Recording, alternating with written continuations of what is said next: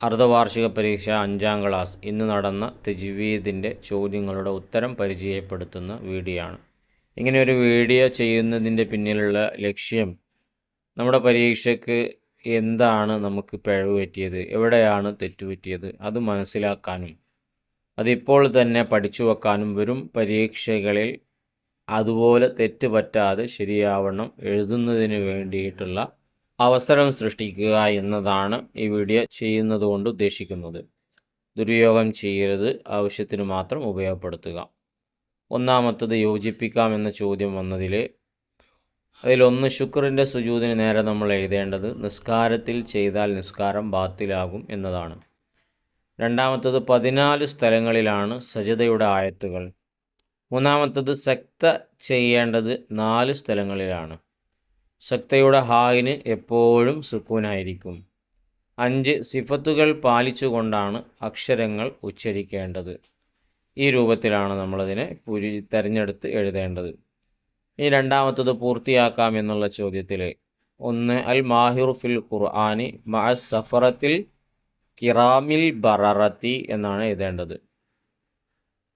രണ്ടാമത്തത് ഖുർആൻ പഠിക്കലും പാരായണം ചെയ്യലും മനഃപ്പാടമാക്കലും വളരെ പുണ്യമുള്ള അമലാണ്. മൂന്നാമത്തത് 5ഉം 6ഉം 7ഉം സിഫത്തുകളുള്ള ഹർഫുകൾ ഉണ്ട്. 4 ഇത്തുബാഖ് നാവിൻ്റെ മധ്യഭാഗം അണ്ണാക്കുമായി ചേരൽ. 5 അർത്ഥം അറിയാത്തവർക്ക് വഖഫ് ചെയ്യാൻ ഖുർആനിൽ ചില അടയാളങ്ങൾ കൊടുത്തിട്ടുണ്ട്. 3 ഉത്തരം എഴുതാം എന്നുള്ളതിൽ 1 ഇബ്ലീസിനെ അത്യധികം വേദനിപ്പിക്കുന്ന സുജൂദ് ഏതാണെന്നാണ്. സുജൂദു തിലാവത്താണ്. 2 ഉച്ചാരണത്തിൽ ഹംസത്തുൽ വസ്ൽ വരുന്നത് എപ്പോഴാണ്? തുടക്കത്തിൽ. മൂന്നാമത്തത് ഹംസത്തുൽ ഖത്അ് എന്നാൽ എന്താണ്? തുടങ്ങുമ്പോഴും ചേർത്തി ഓതുമ്പോഴും ഉണ്ടാവുന്ന ഹംസക്ക് ഹംസത്തുൽ ഖത്അ് എന്ന് പറയുന്നു. നാലാമത്തത് വറത്തിലിൽ ഖുർആന തെർത്തീല എന്ന ആയത്തിന് അലി റളിയല്ലാഹുവിന് നൽകിയ അർത്ഥം എന്താണ്? അക്ഷരങ്ങളെ ഭംഗിയാക്കുകയും വഖഫുകളെ പഠിക്കുകയും ചെയ്യുക എന്നതാണ്.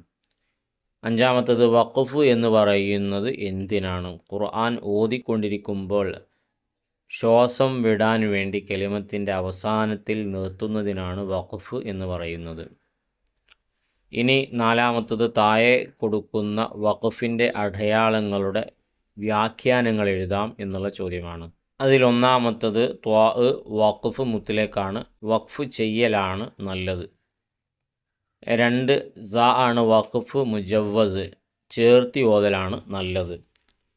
ഇനി ഖാഫ് ഖീല അലൈഹിൽ വഖഫ്, നിർത്താമെന്ന് അഭിപ്രായമുണ്ട്. ഇനി 4ാമത്തത് മീം വഖഫ് ലാസിം, വഖഫ് നിർബന്ധം മുഅക്കദായ സുന്നത്ത്. ഇങ്ങനെയാണ് അതിൻ്റെ വ്യാഖ്യാനം വരുന്നത്. ഇനി 5ാമത്തത് ഓരോ ഉദാഹരണം എഴുതാം എന്നുള്ളതിൽ 1 ഹംസത്തുൽ ഖത്അ് ഇസ്മുഹു അഹ്മദ് എന്നാണ്. ഇനി ഹാവു തഅനീസ് അൽ ഖാരിയത്തു മൽ ഖാരിയ.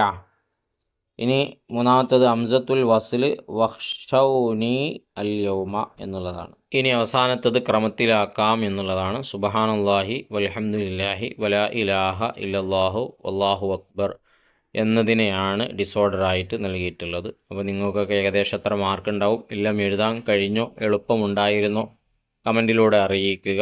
പിന്നെ പോരായ്മകൾ ഉണ്ടാകും, പൂർണ്ണമാണെന്ന് പറയുന്നില്ല. എന്തെങ്കിലും കുറവുകളുണ്ടെങ്കിൽ കമൻറ്റിലൂടെ അറിയിക്കുക.